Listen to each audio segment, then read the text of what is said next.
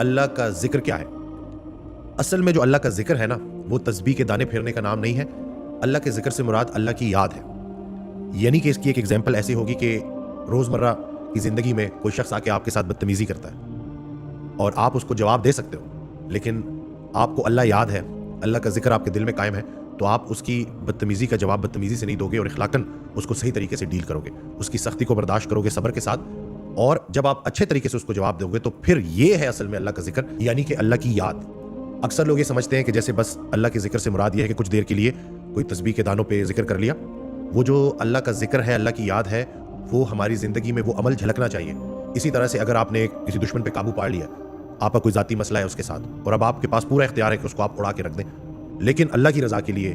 اللہ کی یاد دل میں رکھتے ہوئے آپ اس کو معاف کر دیں، تو یہ اصل میں اللہ کا ذکر ہے۔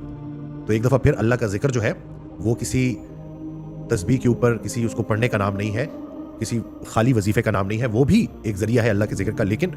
جو صحیح معنوں میں بات سمجھائی جا رہی ہے وہ یہی ہے کہ آپ کی روزمرہ کی زندگی میں، آپ کے تعلقات میں، آپ کے معاملات میں وہ اللہ کی یاد موجود رہنی چاہیے کہ آپ کو اللہ یاد ہو، اور جسے اللہ یاد رہتا ہے تو پھر وہ غصے پہ قابو پاتا ہے اللہ کی رضا کے لیے، لوگوں کے برے رویوں کو برداشت کرتا ہے اللہ کی رضا کے لیے، اور برائی کا صلہ اچھائی سے دیتا ہے اللہ کی رضا کے لیے، تو اس کے لیے پھر زیادہ مشکل نہیں ہوتا۔ تو صحیح معنوں میں اگر ہم ان باتوں پہ عمل کر لیں تو ہمارے لیے بڑی آسانی ہو جائے۔ اسی طرح سے شکر جو ہے، کہ جو شکر کا کلمہ ہے، جو شکر کے الفاظ ہیں، وہ زبان سے جاری رہنے چاہیے، لیکن شکر کی جو سب سے بہترین جو ڈیفینیشن اس کو میں بول دوں یا جس کے ذریعے آپ شکر ادا کر سکتے ہیں، اس کو حضرت واصف علی واصف رحمۃ اللہ علیہ اس طرح سے بیان فرماتے ہیں کہ نعمت کا شکر